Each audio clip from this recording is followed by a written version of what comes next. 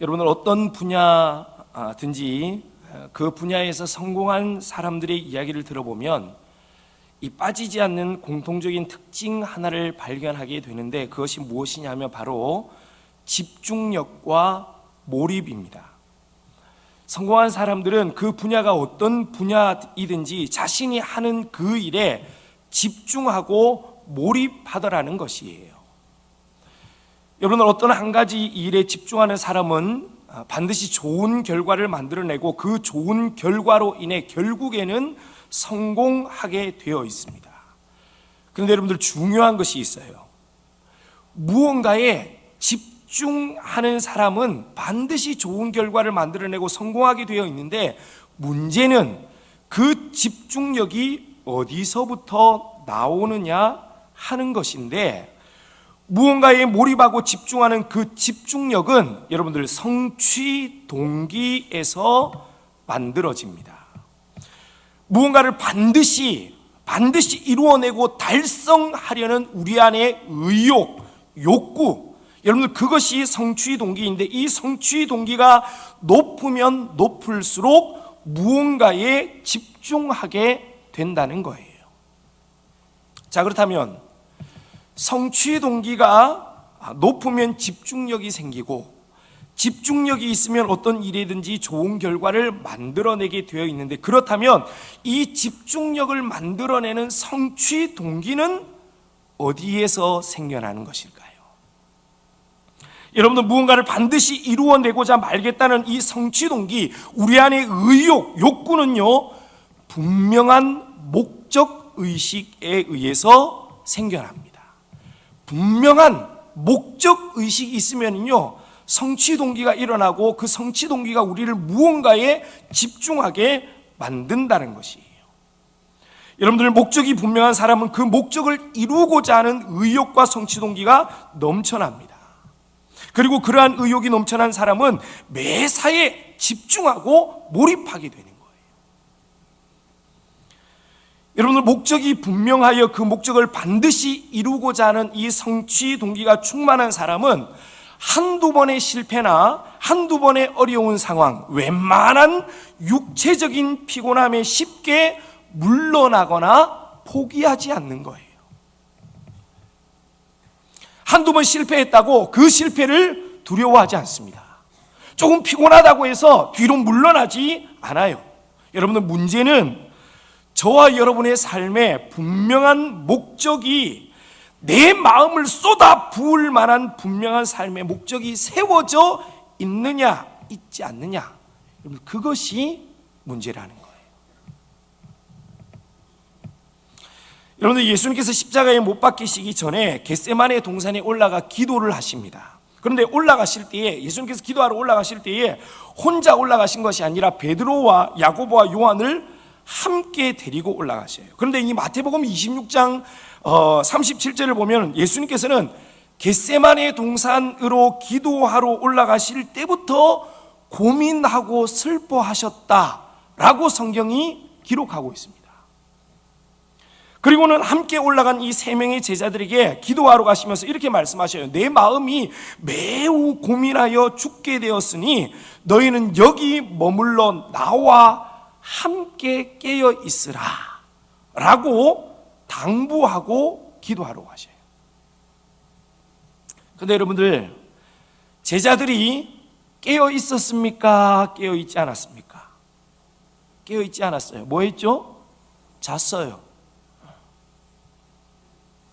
그 이후 예수님께서 두 번이나 더 제자들에게 와서 함께 깨어 있기를 당부하였지만 제자들은 한 번도 깨어 있지 않았습니다. 잤어요. 여러분들 3년 동안 함께 먹고 자며 동고동락한 스승이 매우 힘들어하고 고민에 쌓여 있음에도 불구하고 단 한 번도 깨어 스승의 그 고민에 동참하지 못했던 이유, 그 원인이 도대체 무엇이었을까요? 정말 제자들이 육체적으로 너무 피곤해서 깨어있지 못했을까요? 물론 그럴 수도 있었겠죠. 그렇지만 저는 제자들이 깨어있지 못한 이유가 육체적인 피곤함 때문이라기보다 예수님의 그 깊은 고민, 그 고민이 제자들의 고민이 되지 못했기 때문이라고 생각합니다. 십자가를 앞둔 예수님의 그 고민과 번민은 예수님의 것이지 당시 제자들이 함께 공감할 만한, 마음을 나눌 만한 그러한 고민이나 슬픔이 아니었다라는 것이에요.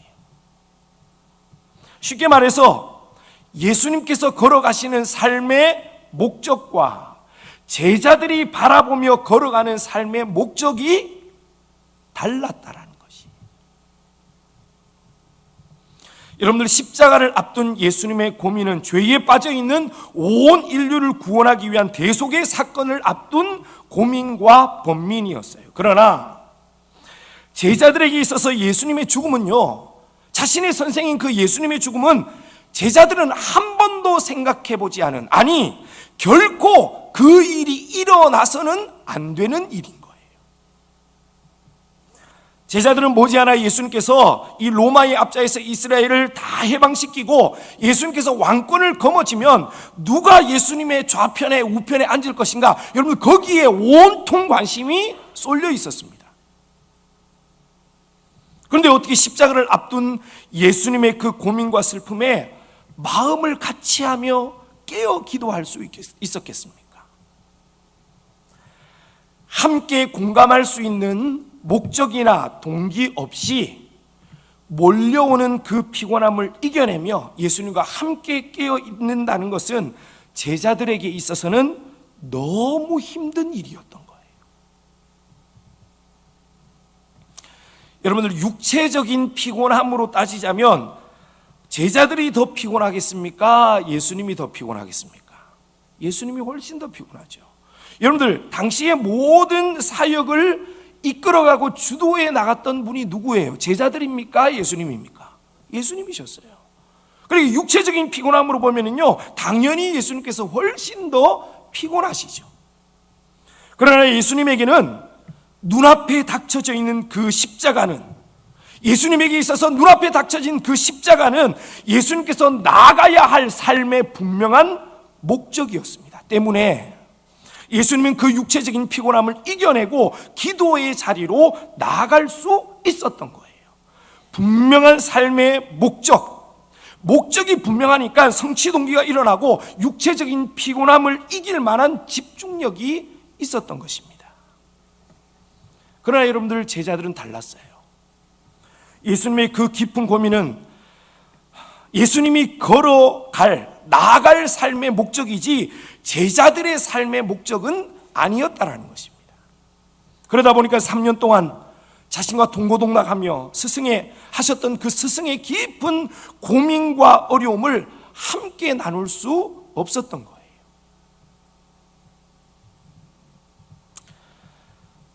여러분, 오늘날 저와 여러분들이, 여기 앉아있는 저와 여러분들이 그리스도인이라고 하면서도 왜 예수님의 꿈과 하나님의 그 목적에 열정적으로 헌신하지 못하는 것일까요? 왜 열심히 함께 동참하지 못하는 것일까요? 하나님의 말씀이 성도의 삶은 이러이러한 삶이어야 해 라고 선포되어져도 그건 하나님의 말씀이고, 나는 나의 삶이 있는 거야 라고 왜 쉽게 너무 판단하고 포기하는 것일까요? 여러분, 그것은 제자들처럼 예수님의 목적이 나의 목적 되어지지 못하고 하나님의 마음과 뜻이 나의 마음과 나의 뜻이 되지 못하기 때문인 거예요. 하나님께서 나를 통해 이 땅에 이루고자 하시는 하나님의 뜻을 이해하지 못하고 공감하지 못하기 때문에 그 꿈과 뜻에 함께 헌신하지 못하는 것입니다. 별개인 거예요, 별개. 하나님의 꿈과 하나님의 목적은 하나님 것이고 목회자들의 것이고 우리의 삶과는 다른 것이야, 이렇게 생각하는 거예요.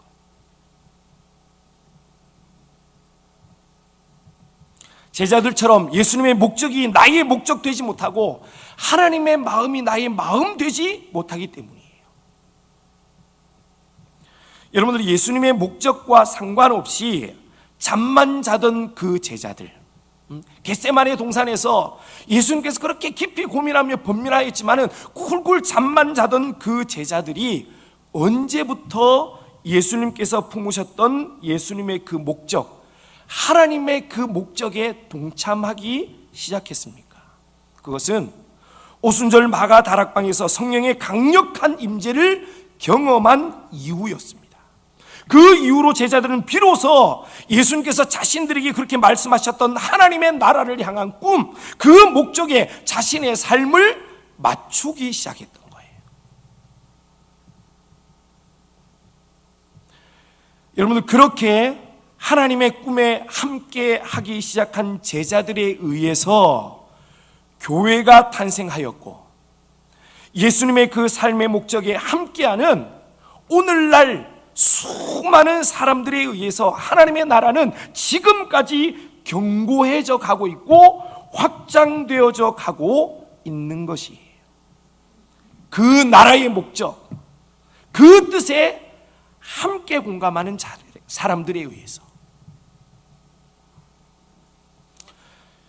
오늘 우리가 읽은 이 룻기 1장은요, 우리가 너무 잘 알고 있는 내용입니다. 흉년이 들어 고향 베들레헴을 떠나 이방 땅인 이 모압 지방으로 내려왔던 나오미라는 이 여인이, 이 나오미라는 여인이 있었는데, 이 나오미는요 그 모압 땅에서 남편도 잃고 두 아들도 다 잃어버렸어요. 이제 남은 것은 자신을 포함한 두 며느리밖에 없었습니다.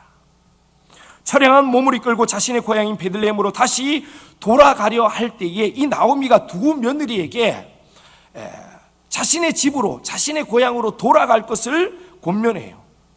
나오미가 처음 이 두 며느리에게 자신의 집으로, 자신의 고향으로 돌아가라 라고 권면했을 때 이 두 며느리는 한결같이 아닙니다, 우리는 어머니와 함께 어머니의 백성에게로 돌아가겠습니다, 이렇게 고백합니다. 그런데 나오미가 다시 한번 권면하고 설득하자 이 오르바라는 이 며느리는요 울며 이 시어머니 나오미에게 작별 인사를 하고 떠나요. 그런데 이 룻은요 이때도 떠나지 않습니다. 이때 시어머니인 이 나오미가 다시 한번 룻에게 이야기를 합니다. 너도 너의 동서를 따라 돌아가라 라고 말을 해요. 세 번째 이야기했습니다. 세 번째 권면했어요. 여러분, 그때에 이 룻이 유명한 이 신앙 고백적인 말을 합니다. 우리 다 같이 한번 읽어볼까요? 오늘 우리가 읽는 룻기 1장 16절 17절 말씀, 우리 다 같이 한번 큰 목소리로 한번 읽어보도록 하겠습니다. 다 같이 읽겠습니다. 룻이 이르되 내게 어머니를 떠나며 어머니를 따르지 말고 돌아가라 강권하지 마소서. 어머니께서 가시는 곳에 나도 가고 어머니께서 머무시는 곳에서 나도 머물겠나이다. 어머니의 백성이 나의 백성이 되고 어머니의 하나님이 나의 하나님이 되시리니 어머니께서 죽으시는 곳에서 나도 죽어 거기 묻힐 것이라. 만일 내가 죽는 일 외에 어머니를 떠나면 여호와께서 내게 벌을 내리시고 더 내리시기를 원하나이다 하는지라. 여러분들, 룻의 이 말이 한마디로 무슨 말입니까? 내가 어머니를 떠나지 않고 어머니와 함께 하겠습니다. 여러분, 이 말이에요. 어머니께서 가시는 곳이, 어머니께서 머무시는 곳이 설령 쉽지 않고 힘이 들고 고생스럽다 할지라도 내가 그곳에 어머니와 함께 있겠습니다. 이 말이에요. 18절을 보면 나오미가 룻이 자기와 함께 하기로 굳게 결심함을 보고 그에게 말하기를 그치니라 라고 기록하고 있습니다. 여러분들, 룻은 자신의 시어머니 나오미와 함께함으로, 그와 함께함으로 하나님의 역사를 이어가는 중요한 연결고리와 같은 역할을 감당하는 사람이 되었습니다.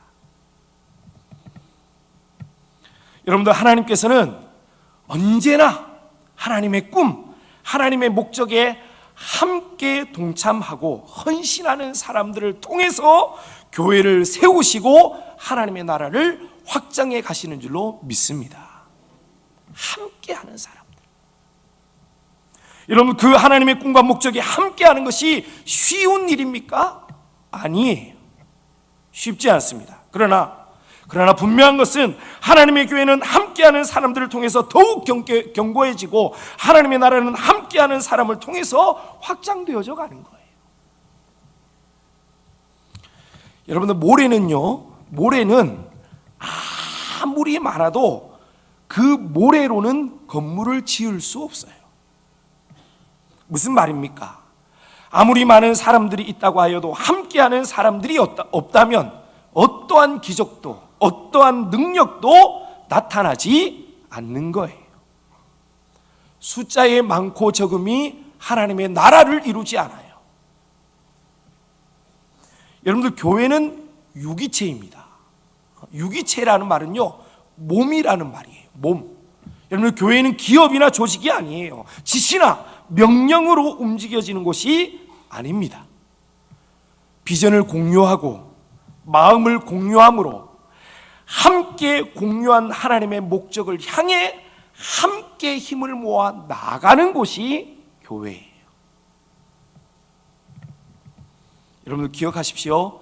함께하면 덜 힘듭니다. 안 힘들지는 않아요. 그렇지만 함께하면 덜 힘든 거예요. 여러분들, 함께하면 덜 아픕니다. 안 아프지는 않아요. 그렇지만 덜 아파요. 여러분들, 함께하면 훨씬 더 기쁩니다. 함께하면 훨씬 더 행복해집니다. 함께하면 훨씬 더 강해져요. 영국의 어느 언론사에서 여행을 가장 즐겁게 하는 비법을 퀴즈로 낸 적이 있었습니다.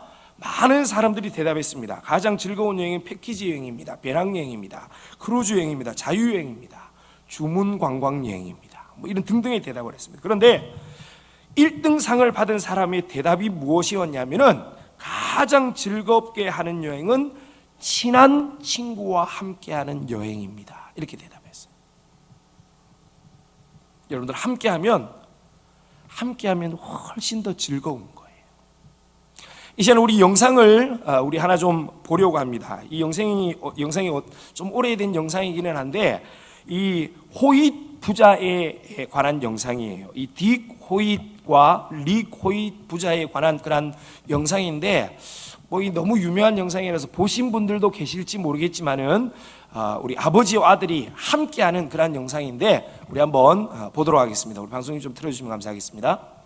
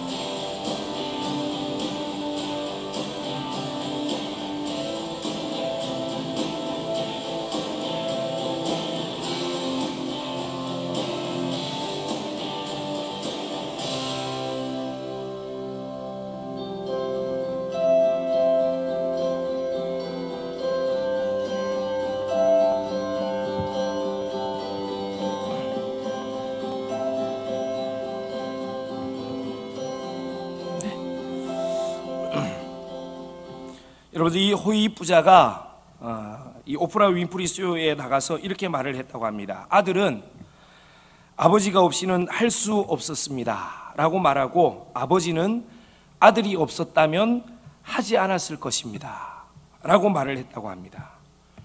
여러분들 이 부자가 걸어가는 숭고한 삶의 주제는 함께였습니다. 함께.